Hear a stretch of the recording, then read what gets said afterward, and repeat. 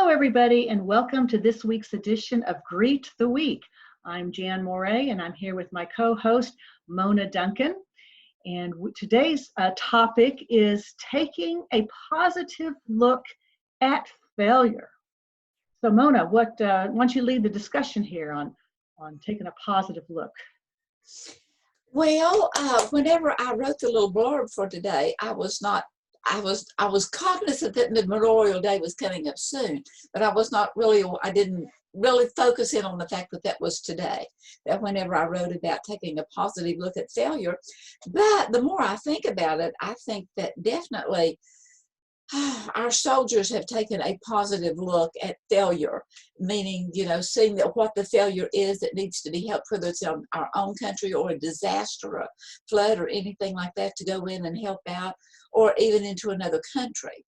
And it has a positive look to it that how can I go help? How can I go be a part of? So just one little mistake, how costly that could be. Right, exactly.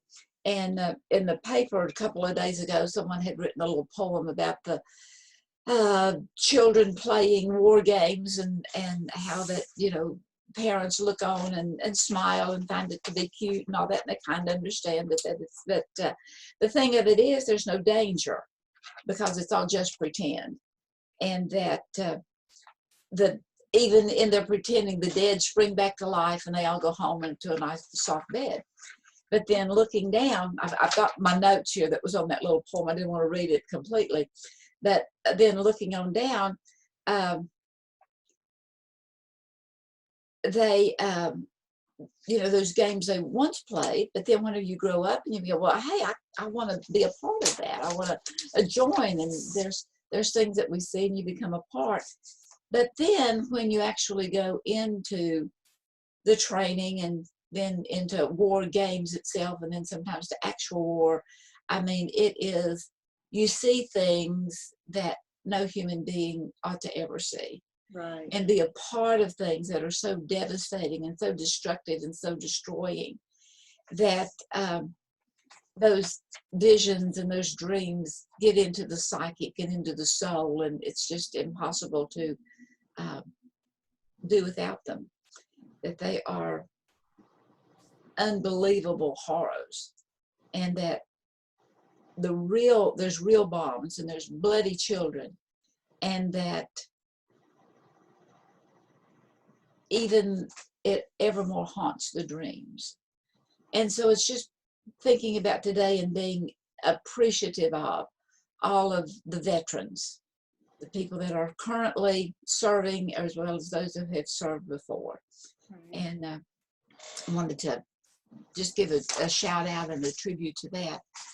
And matter of fact, I have another poem here that I do want to read, that I'm going to share the screen so that you can read along with me. Is it okay? Have you disabled? You should be able to share. Well, I'm saying it says host disabled screen sharing. Did I really? Oh, well, let me see if, oh, well. There you go. Oh, whoops. It wants me to share. No, let's go here. Now try it.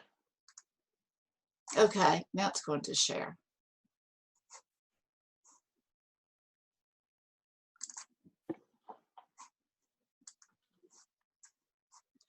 Okay, and the title was, it's Just a Common Soldier. And I will read it out loud for you, although I have it here on the screen that you might can read along with it. He was getting old and paunchy, and his hair was falling fast. And he sat around the Legion telling stories of his past, of a war that he had fought in and deeds that he had done. In his exploits with his buddies, they were heroes, everyone.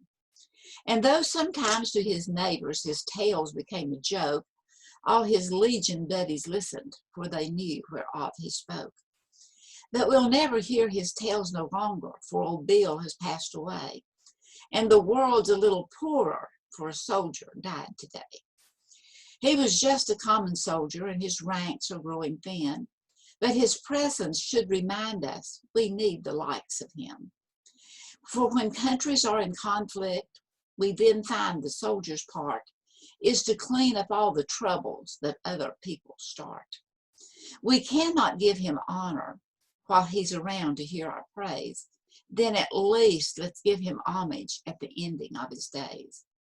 Perhaps a simple notice in a paper that would say, our country is in mourning because a soldier passed away. And I Very just think nice. that, Very nice. I think that's very, very powerful. Mm-hmm. To go in and to clean up things, again, whether it is a war or whether it is a great tragedy, as in a flood or a tornado or to go in and clean up some things and to really be there and to really help people.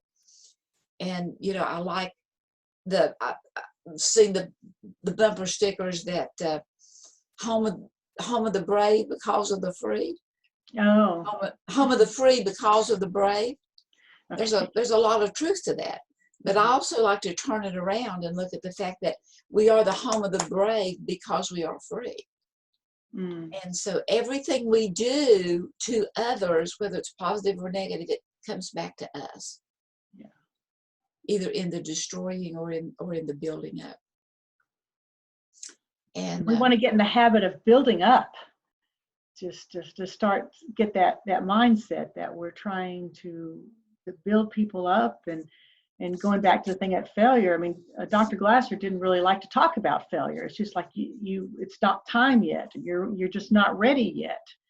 And I think that's a really good way to look at it and to try to put a positive spin on what's going on, so that there's okay, that didn't work out, and or maybe you tried real hard and your patient died anyway, or you weren't able to save this family you were trying to help and stuff, but you did what you could, and maybe there's some other things that you can do in their honor. So there's just so many ways to look at things, and to look at not to take it bad that I'm failing. It's just that I'm not, that this one didn't quite work, which doesn't mean that I give up my cause or give up what I'm doing, though it might be hard to keep going with all the emotion associated with it, but there's still plenty more good that can come out of that. Right.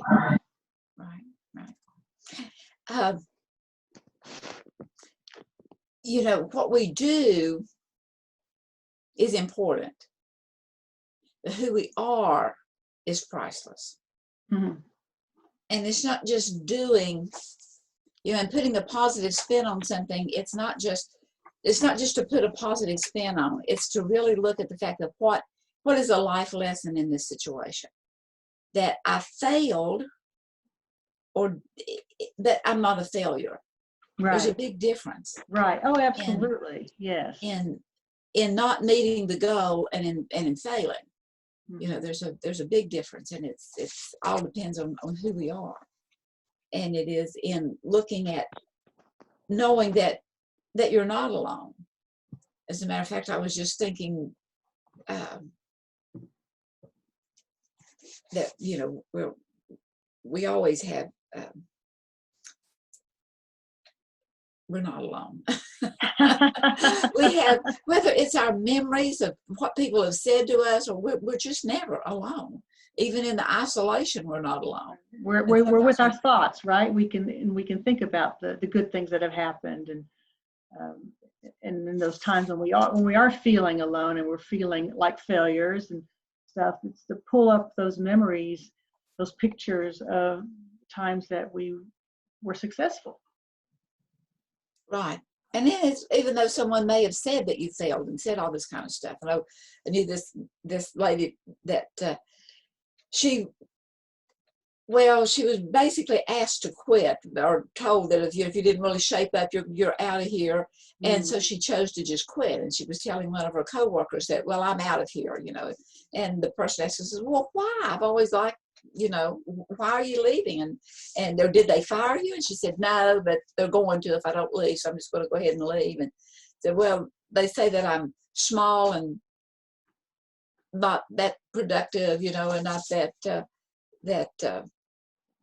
and he said, don't you ever let anyone tell you anything like that again. Mm-hmm. He said, you are not small. You are not incompetent. You are, you've made a mistake.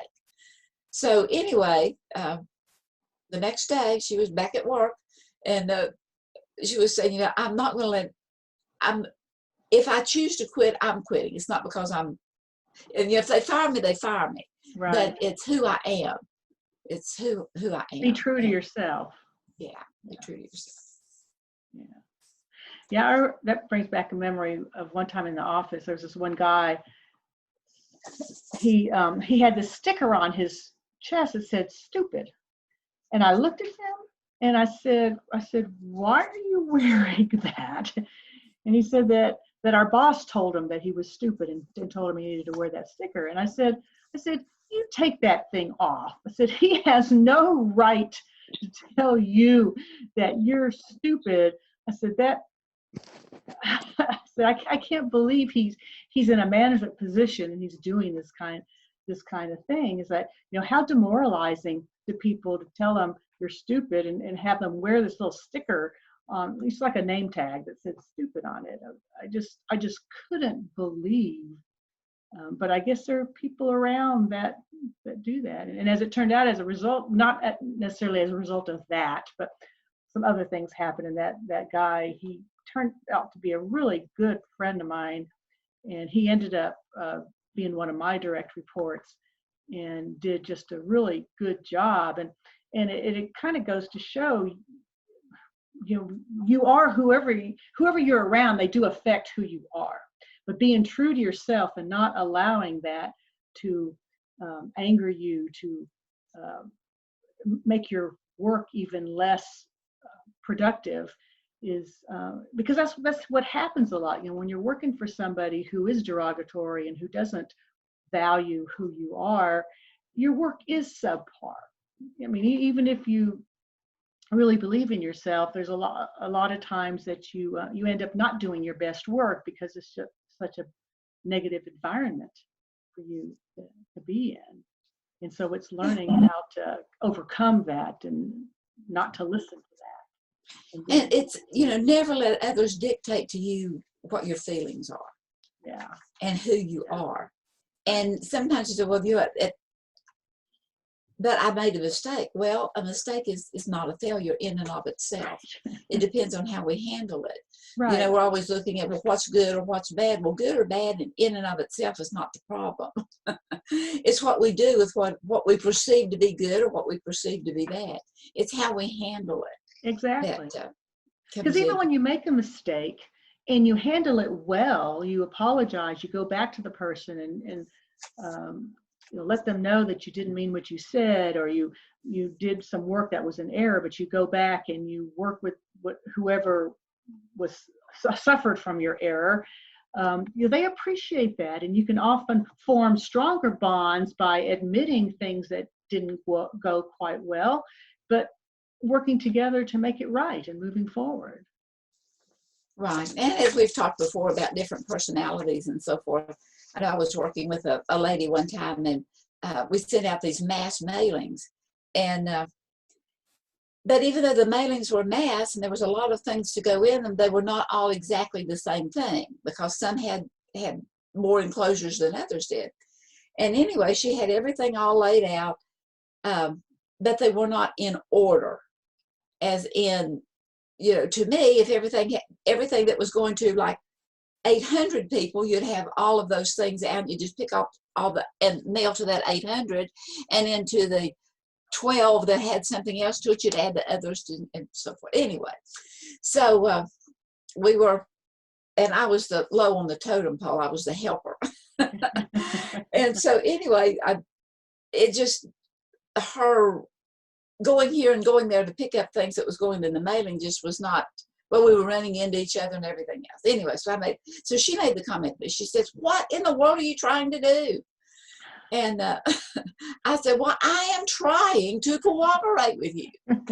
And, and so anyway, so I just, whatever, you point me in the direction and I'll go over and pick up what goes in this particular mailing. And it wasn't, but, and I didn't get I was very vocal in the fact I'm trying to cooperate, but I don't know how.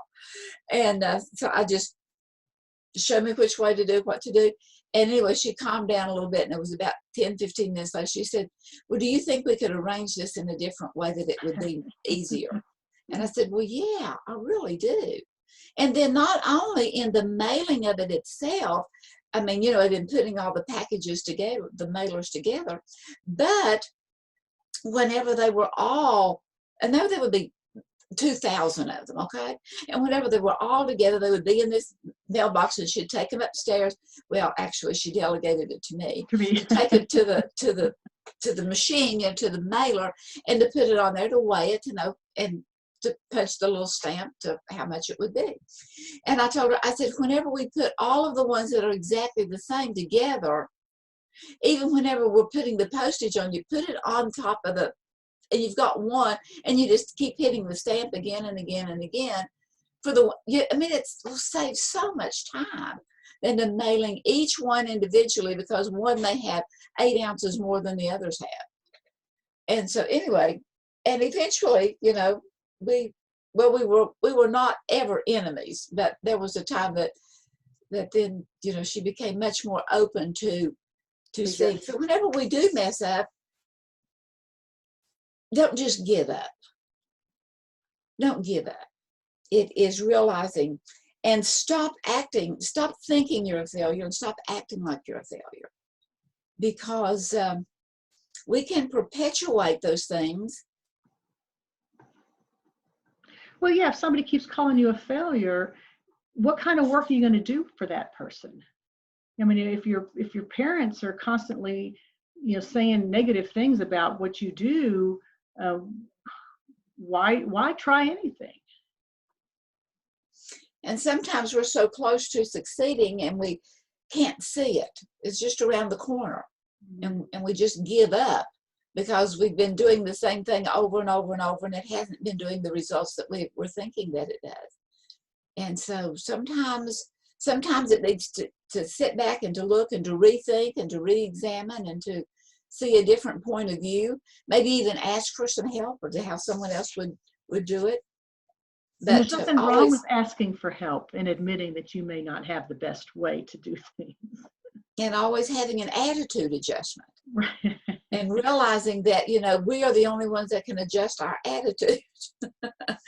Others may try, and we may try to adjust theirs, but it's always a do-it-yourself job. And then as we can begin to focus and to do everything that we do with integrity. Mm-hmm. With integrity, it's seeing, doing it the very best that you can. Well, could you do it better? Well, I probably could. Well, think about it and see how it could be improved. Looking at that integrity. And then to have faith. Faith in yourself, faith in your fellow man, faith in others, that, you know what, these things can be worked out. These things can be. And then go with that inner peace. Yeah, I think that faith is important.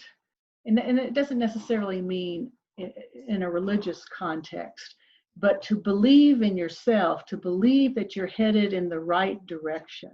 And so if you know where you want to be, and just because things aren't working out quite right, doesn't necessarily mean you're a failure.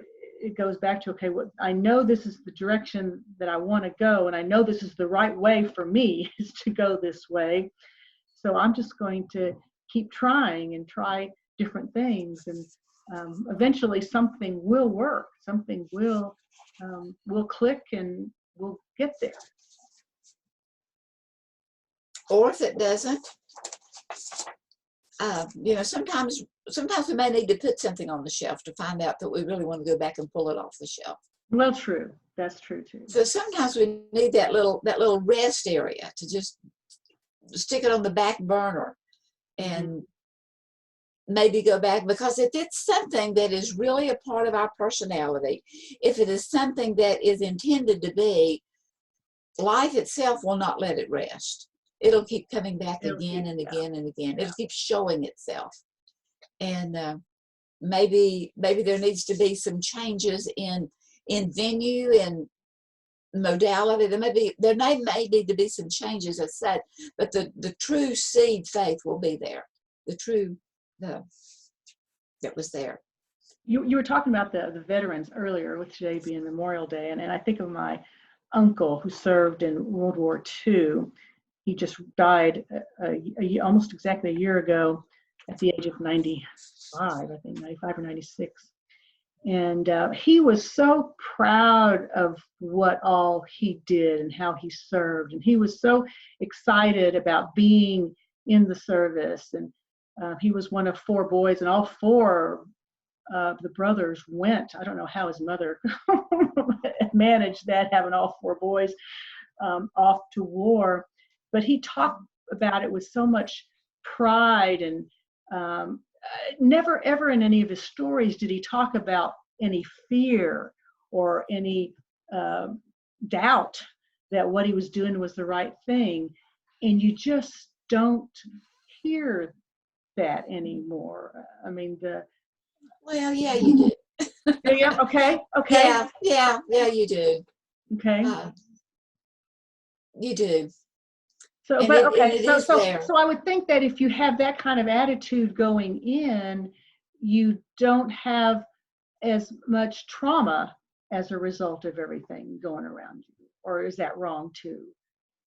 Because you're thinking that that I'm fighting for a cause and I believe in this, and so this is just part of the job and part of what I signed up for.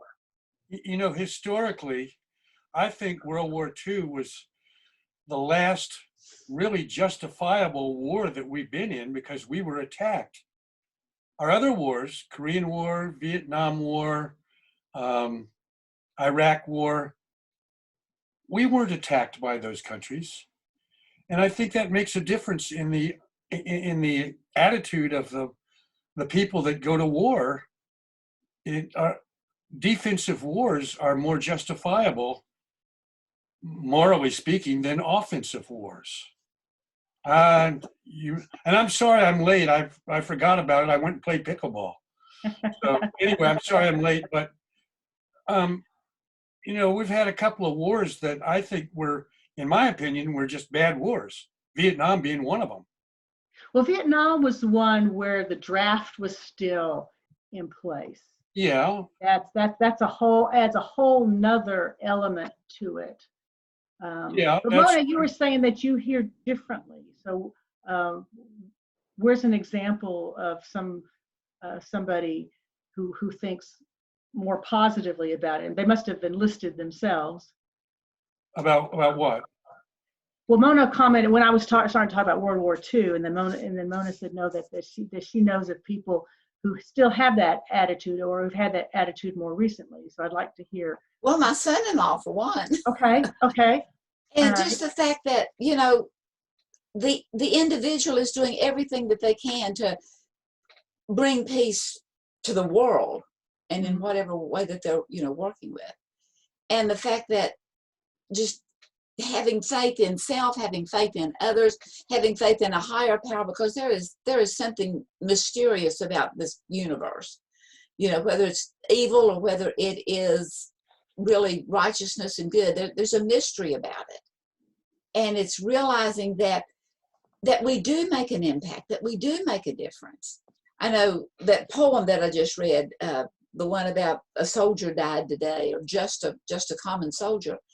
And the fact that the poem itself is author unknown.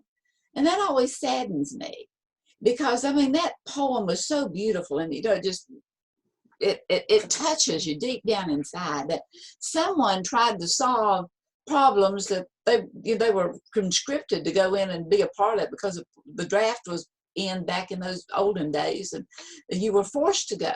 But even in being forced to go, whether it was defensive or offensive, it was being true to it, you know, what were called or hired to do.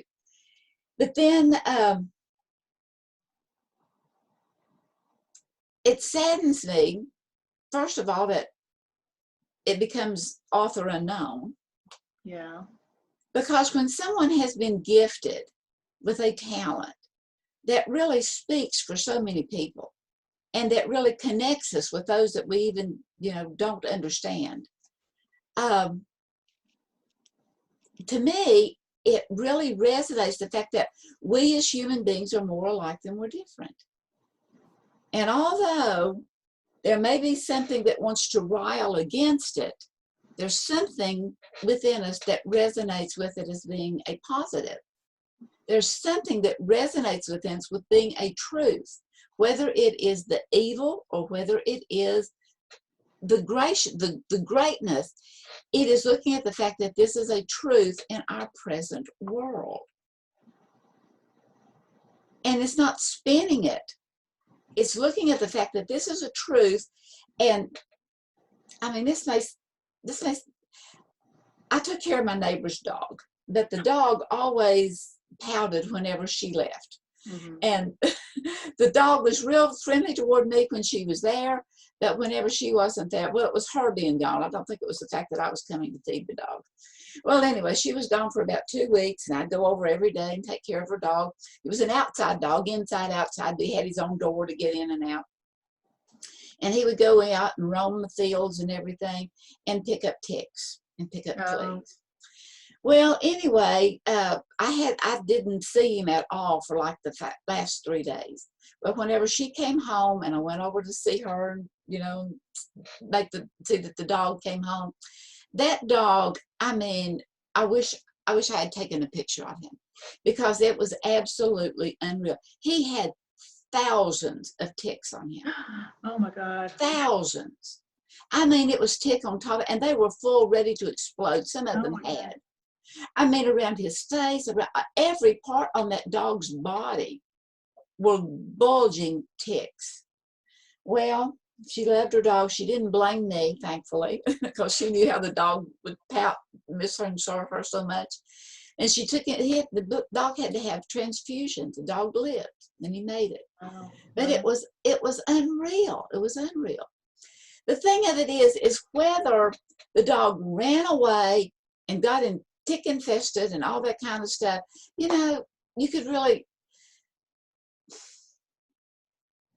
I don't know how to verbalize what I'm trying to say. In this world,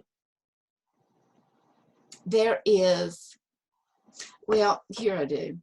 It was a cartoon that Eric Klein came up with, and I absolutely love this cartoon. Can you see it? The to-do list and awareness. Let me explain it to you. Okay. So here is, both of these are us, okay? And here is 2 dimensions of our 2 concentric circles and where they join in. Okay, so this over here is the to-do list. Mm-hmm. These are all and this is, here is, I can't go direction. Here is me and you today, and we're all decked out in our finery. Everything is A-okay, and it's our to-do list and things we need to do and all of this. And then over here is us. This is us. This is our skeleton. And this is aware of the fact that no matter what we do, eventually, we're not going to be here anymore. Mm-hmm. And so right here in that concentric circle where they meet together is what matters today. What does that say on the right? What does it say on the right side? Awareness of death. Awareness of death. Oh, okay. And as we can look at life, that here's the good of life, here's the not so good of life, or even the evil of life, okay? And as they come together and they touch our lives, but what are we going to do about it? And sometimes that doing about it may mean speaking up, may mean going to war, may mean talking about it and, being an advocate on a Greek the Week or some other modality or writing blogs or whatever. But sometimes it's just to have a humanity toward those that are involved in things like that, and to have a humanity toward those that see things so adversely different from the way we may see something, and to have Go back. kindness and compassion for them. I want to go back for just a second about your neighbor with the dog with the ticks. You know, I have 2 dogs, and for years I've been giving him Frontline, and it works. And also this, Epitix, it works. Once a month, you put these little drops on the back of their neck, and the ticks die. They don't get ticks. Well, they might get ticks, but they don't live. I hope you tell your neighbor about either Frontline or Epitix, because it works. It works for me. Thank you, Jerry. Yeah. On the subject of ticks. We can tell we hit something important to you, Jerry. We know you love your dogs. Well, I do. And, well, I don't know. I couldn't let that go, but I hear of a dog covered with ticks. I'm wondering, you know, come on. Yeah. It's only once a month, and it only costs, I don't know, $30 or something for 3 months. Well, Simple. we're out of time, and on that note, before we get back into anything else, I'll just go ahead and close this off for now. Thank you for that, Jerry. Thanks for all of our guests who are here live with us, and thanks to you for listening. And for those of you who want to see past episodes of Greet the Week, they are all available on the Glasser website, wglasser.com, and you can look for the little triangle or rectangle that says Greet the Week, and you can get access to all the past episodes. And you can also get on the mailing list so that you will get weekly reminders of this broadcast that's coming on. So many thanks to my co-host Mona Duncan for our topic for today, and in memory of all of our veterans for today being Memorial Day. And we hope to see you next week for another edition of Greet the Week.